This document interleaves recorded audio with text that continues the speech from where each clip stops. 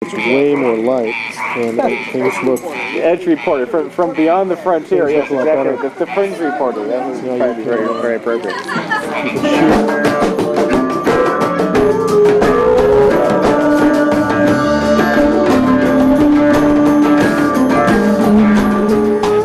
Slinger, Goddess Temple of Golden Creek.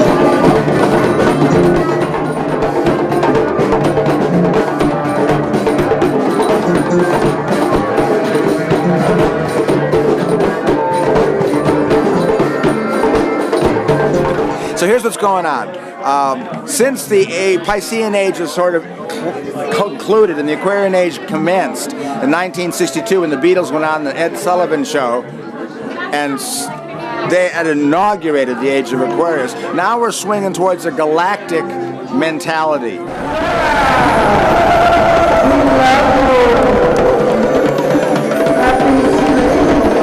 Back in the Renaissance, the church hold was finally broken on mental constriction, and we were able to discover that the sun was the center of our system, and that was the Copernican revolution. We're going to have the next Copernican revolution in 2012. We're leading up to it, and this revolution is not about realizing that we're part of space the way the Copernican did as opposed to sitting on the planet, but rather we're also part of a galactic mindset, and we're going to feel and be beyond the physical.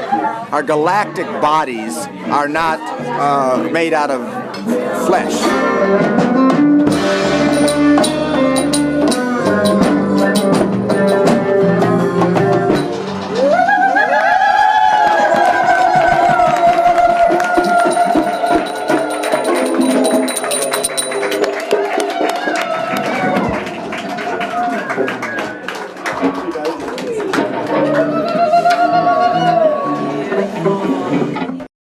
So the Copernican revolution brought us to awareness that we're part of a bigger system, and this revolution will make us aware that we're part of a still greater system, not only the visible galaxies, but their emotional galaxies as well. You know, we want to make like a group trip back to the home star.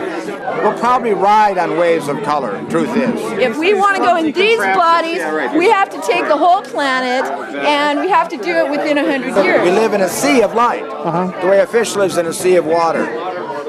Look at it, it's all around us. We live in a sea of light. We'll probably ride on that and find ourselves in different dimensions without ever having to go there.